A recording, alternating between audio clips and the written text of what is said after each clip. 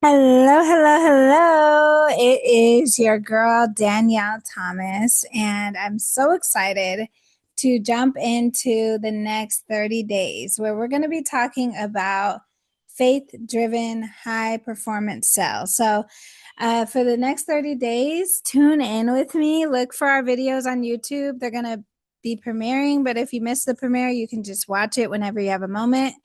But the overall point is for you to get what you need. And so I'm really, really excited about the things that we're going to be talking about. Let me see if I have my phone with me, so I can look at some of the topics. I know for the first 7 days, we'll be talking about a little bit more mindset type of things, but then even in the second week, we go right into some of those topics about sales, overcoming objections, talking about just overcoming being rejected, closing without putting pressure on people, confidence in sales, knowing your identity. Then we kind of talk about in the third week some healing for your relationship with money, understanding what your relationship would look like, building a deeper connection, and overcoming internal barriers. And then that last week, we're going to be talking about marketing and leadership. And when I say you don't want to miss this, you do not want to miss this. I'm going to be dropping some dimes, some dollars, some major things. And so you do not want to miss this. Okay. And then we'll close it out with the last 2 days talking about your calling and your career and becoming a faith driven sales professional. So let's jump into today as session number 1. So congratulations. You are with us for session number 1, which is so exciting because you're at the beginning of a thing, right? And so we are going to be talking about today, your work is worship. That's the title for today. Your work is worship. Why business can honor God. I'm going to say it again. Your work is worship. Why your business can honor God. Now, before we get started, let's just open up with a few words of wisdom. So, over the next 30 days, we're going to talk about faith, business, sales, mindset, and what it really looks like to succeed without compromising your values. And today, I want to talk about something very, very foundational. The idea that your work, yes, even in sales, can actually be worship to God. Because many believers grow up thinking that there is a separation between their faith and their work, or there's a separation between their faith and their business. There's maybe church, and then maybe there's work. You go to work, you have your work life, and then you're a totally different person at church. But God never designed our lives to be divided up into different segments where there's a you, a work you, a home you, a church you, a home girl you, when you're out with your home girls, a partying you. He never designed for us to be separated in that way. So everything that we do, we have to do it as if we're doing it unto God. Remember that. That's a verse. So in Colossians chapter 3, verse 23, it says, whatever you do, work at it with all of your heart as if you're working for the Lord and not for men. Now, this doesn't just pertain to work, right? Because when we're at church volunteering, they say this verse, whatever you do, do it as if you're doing it for the Lord. And that's easy when we're at church because we're able to think, well, yeah, I'm at church, so I'm doing this for God. But what about when you're running that business? What about when you're doing that sales thing, or when you're at work, when you go to McDonald's? Hopefully none of us are there, but if we are, hey, there's more ways that we can make money, and that's why we're here. But the point is, whatever you do, it doesn't say for some things that you do. It says, whatever you do, work at it with all your heart as if you're working for the Lord and not for men. So notice that it doesn't just talk about ministry work. It says whatever, which means your career, your conversations, your effort, your integrity. Now, we talked about integrity in one of the other videos. You got to go check it out. It's like the faith-based sales professional or something like that. But all of it can honor God. Now, what is integrity? Integrity is who you are, how you show up to life. What is your brand? Who are you actually? What would you do if there were no consequences involved? Right? And so when we are helping people and serving people through sales, finding solutions to their problems, we have to be people who do it with all of our heart. That doesn't mean running and bulldozing and whoever gets in your way is going to be crushed. No, it means doing it to the best of your ability, showing up the best way that you can. So when you shift your perspective from having to work to I get to steward what God gave me, your relationship with work will completely change. Okay? So let's break some misunderstandings. Okay? I think that the biggest lie that many Christians believe is that success somehow makes you less spiritual. But throughout scripture, God has entrusted more resources to people who demonstrated what? Faithfulness. So the issue was never wealth. It was the heart behind it, the posture behind it. Now, let me explain this. Work is not a punishment. Work is not punishment. Work is purpose. So skill development is what? Stewardship.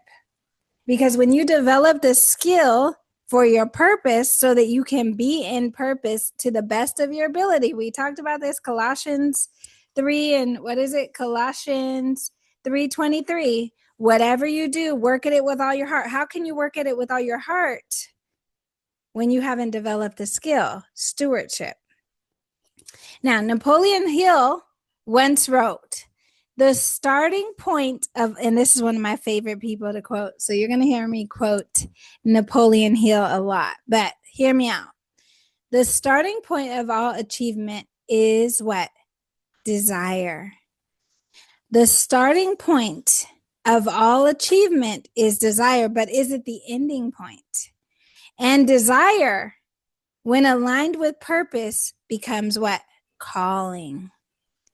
Developing excellence in your craft is not pride, it's obedience. So let me read the quote because I was adding in my little, because I was excited. But let me read the quote for you, exactly how he wrote it. The starting point of all achievement is desire. And desire, when aligned with purpose, becomes calling. Developing excellence in your craft is not pride, it's obedience. So if you're not developing excellence in your craft, are you walking in purpose? If you're just showing up and you're like, oh, well, whatever happens, happens, however it is, I'm here. I'm going to give my best when I'm here. Is that obedience to the purpose? Because how can God give you something that's so precious to him? Go and lead my people. Go and develop something that's going to change groups of people. I want you to do this. I want you to do that. I'm going to give you the finances. I'm going to give you the resources, but you're not stewarding. How do you steward? Develop your skill. Okay, let's move on. So let's connect this to sales, okay? So let me talk about sales specifically because sales has one of the worst reputations of any profession. We all know this. People think of manipulation when they think of sales. They think of pressure when they think of sales. They think of getting persuaded to do things that they don't want to do when they think of sales. But real sales is simply helping people to solve problems. Real sales is simply helping people to solve problems. Now, if someone is struggling and you have a solution to help them, guiding them to that solution is a service. It no longer becomes sales. Peter Drucker, one of the greatest business thinkers, said, the purpose of business is to create and keep a customer. And the only way to truly keep a customer is through trust. Now, there's a key line here.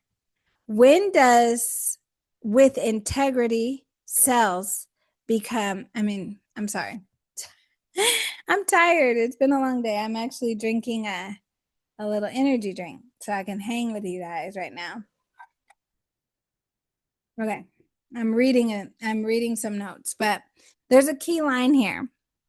And it says, when done with integrity, sales becomes an act of love.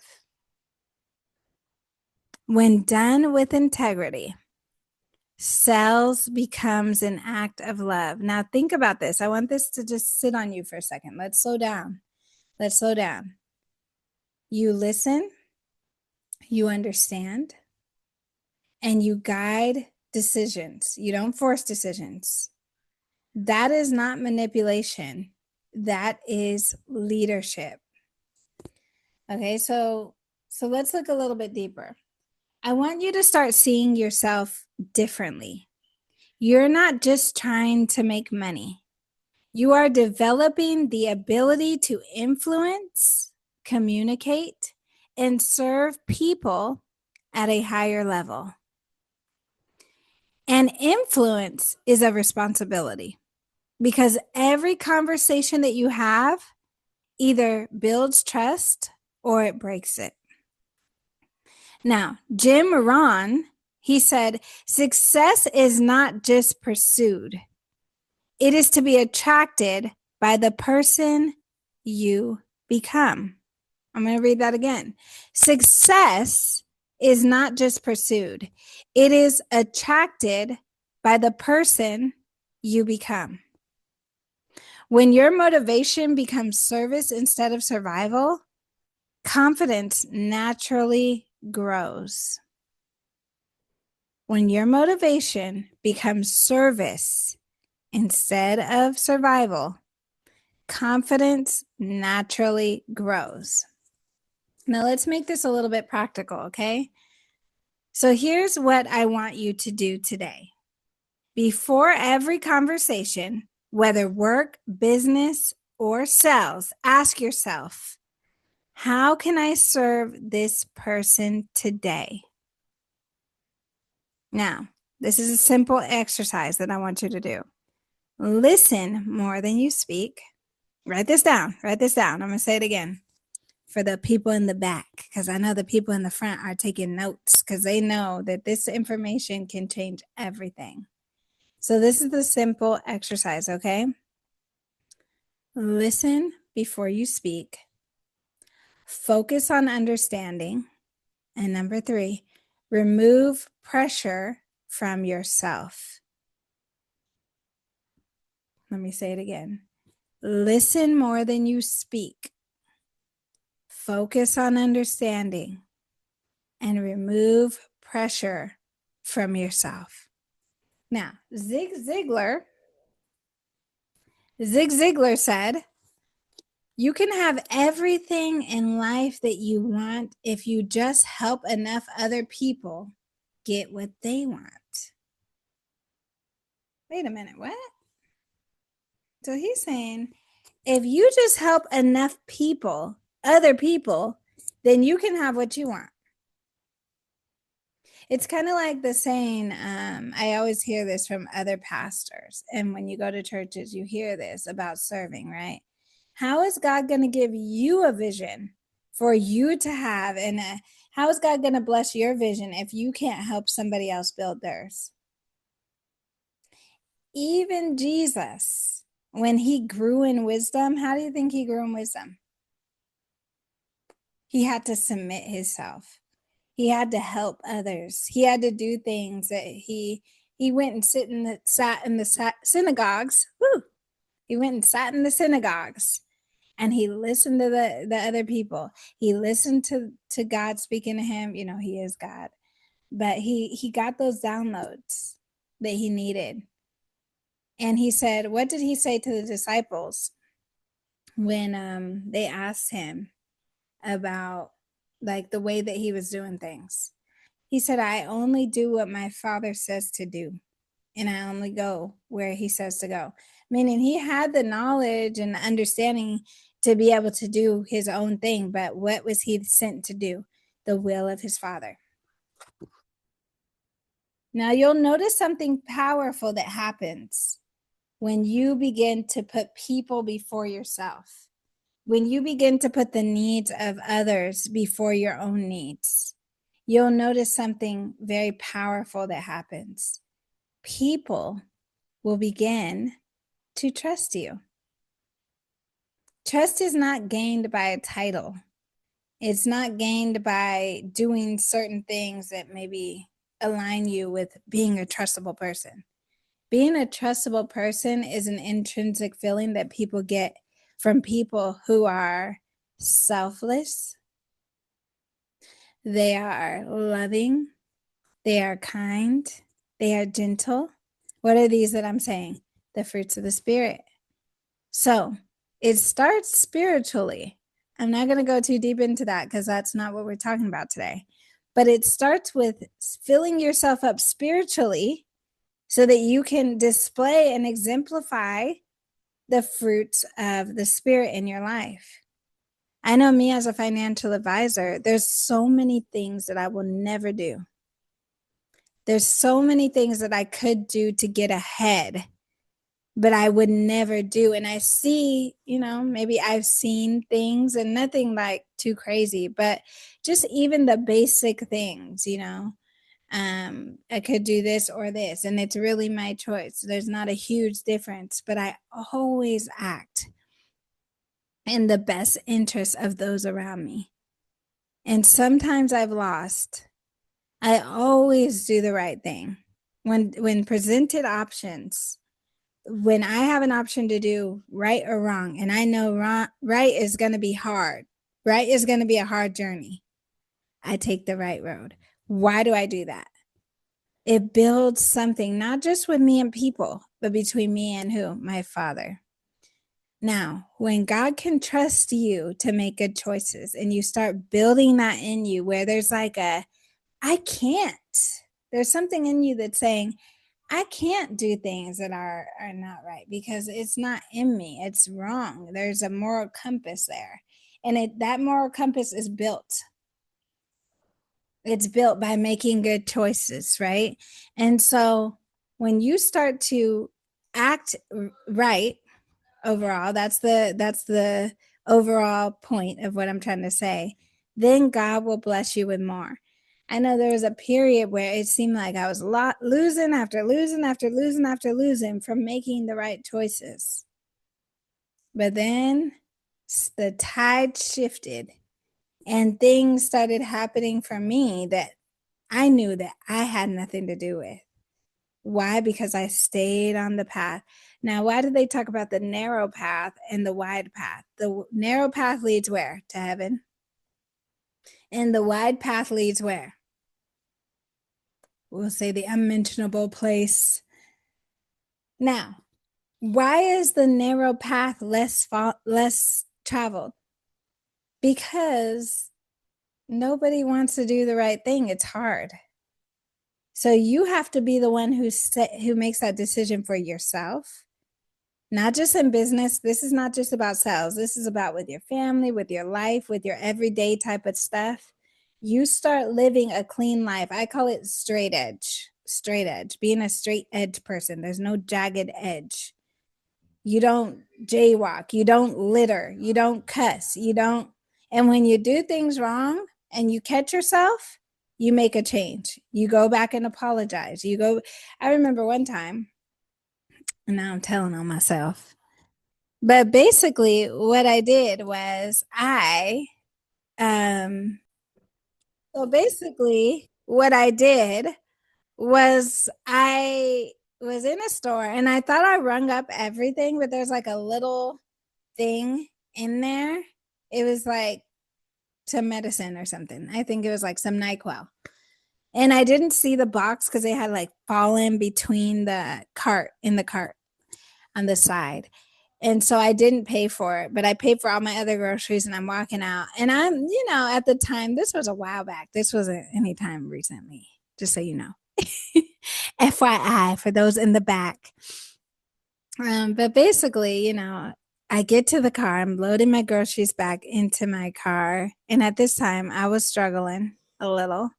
I was like, I really didn't have the money for the medicine, but I needed it. And then I look in the cart and it's in there, but I didn't ring it up. And I knew I didn't ring it up. And I'm like looking at it like, now there's a lot of people. And I know if this is you, we can just laugh about it, but we're going to say we're going to do better. Right. But there's a lot of people who will be like, wow, look at what God did. God just blessed me with a free medicine. Because just because you got away with it doesn't mean it's a blessing from God. I'm gonna just drop that right there. Boop.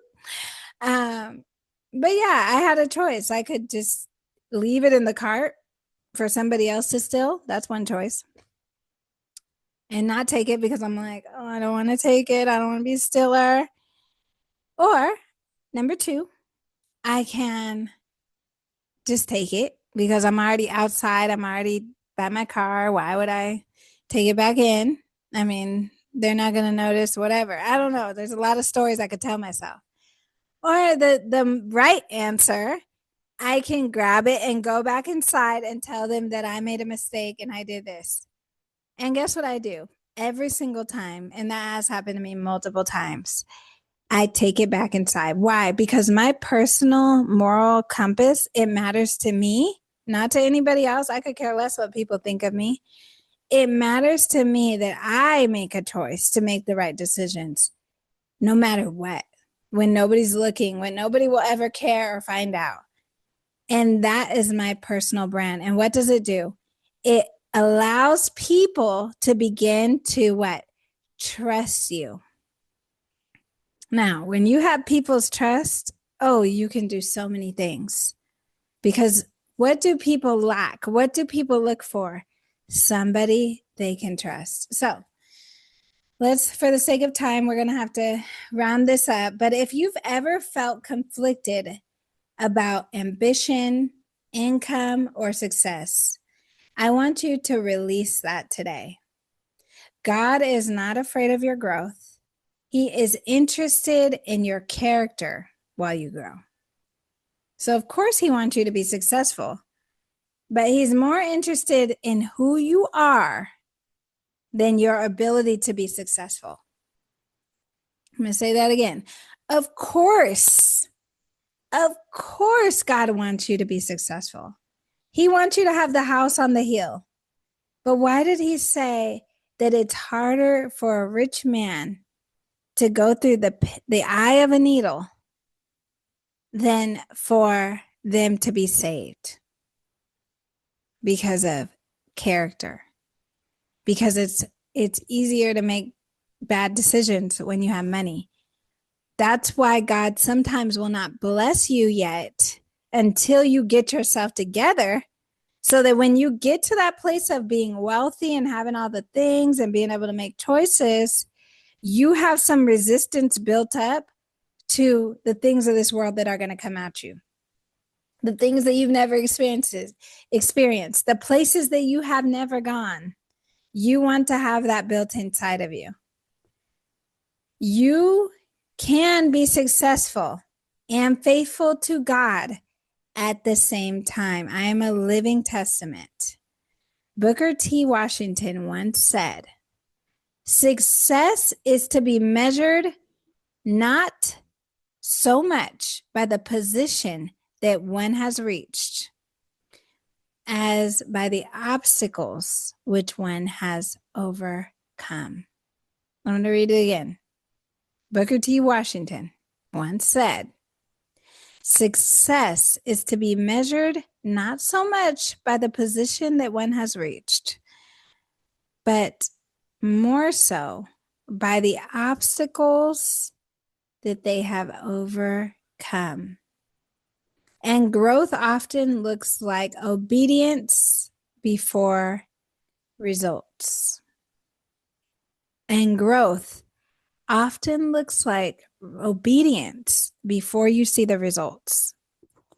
If you know God, you know how God does. He'll tell you to go over there. What did he tell Abraham? For those of you who know your Bible who are watching, what did he tell Abraham to do? He said, go to a land that you don't know. Crickets. Before he told them that I'm going to make you a father of nations and you're going to have more children and descendants than the stars in the sky and the sand on the beach. You won't even be able to count the descendants that I'm giving you. And back then, descendants were like wealth. But before he told him any of that, he said, go over there, go to a new land, leave your father and mother, go to a new land, ABCD, that's it. No instructions. Okay, when you get there, I'm going to bless you. I'm going to take care of you. Blah, blah, blah. Nope, none of that. Just go. Just be obedient. And what did Abraham do? He went. And what are you required to do? Go. Do the things. You might not always know why. You might not always know how. You might not have all the information, but you have to go. You have to go when he says go. You have to do when he says do. And overcome every obstacle that he places before you, because when he allows you to go through obstacles, you're building what? Muscles. Okay, so we have to close for the sake of time. If this message encouraged you, I want you to do me a favor, especially because this is a new channel. We're just now starting it. I want you to subscribe to our channel. I want you to like this video. And I want you to send it to 2 people that you know could benefit from this, who are maybe in sales, who are, especially women. This is really for women. And I'm even dialing deeper. And it's not only for women, but hopefully we have a lot of women here, women, girl power, who runs the world. We do. I'm really trying to speak to those younger ladies, right? I am 36. I'm a single mom. I've been through some things. I've been through divorce. I've been through having a baby, and the father was not there. I also have been through having babies with a father in the life, and I was married. And then now I'm a single mom of 3 and I'm running businesses and I'm a financial advisor and I'm doing all these things. And so I really want to help those ladies who are looking to grow, who are looking to take their life by the reins and go to those places that they know that God has promised to them. And I want to take that journey with you. I want to give you all the information that I can. And so please share it with somebody you know who fits that criteria, or who would be blessed by hearing what I have to say. So we're going to go deeper every single day for the next 30 days. Okay. And we're going to talk about some of the topics that I shared with you before. And just remember that when some things are learned, sometimes we think, well, I'm a good person. I already know how to be a good person. Sometimes we need the right information so that we can go to that next level, and it changes everything. So I really encourage you to show up for this 30-day challenge. Look for the videos, turn on the little notification bell in the corner, the little bell, and put always, so that you know when our videos premiere. Starting tomorrow, we have another video where we're going to be talking about character before commissions. And so that's going to be very powerful. And it's going to be very impactful. And I hope that you get to join us. Make sure you put a little comment. Shout us out in the comments. Let me know how you felt about it. Give me some feedback. And if you feel called to develop these skills professionally, sales skills, and just develop yourself, and you're looking for a mentor, that is exactly why I started the High Performance Sales Academy. Okay. And so we help people to build high income skills while keeping faith and integrity at the center of everything that they do. So I will see you tomorrow in the morning. So look for our video in the morning for session 2. And remember, we say God speed because God is the center of every single thing that we do. I'll see you guys soon. Bye.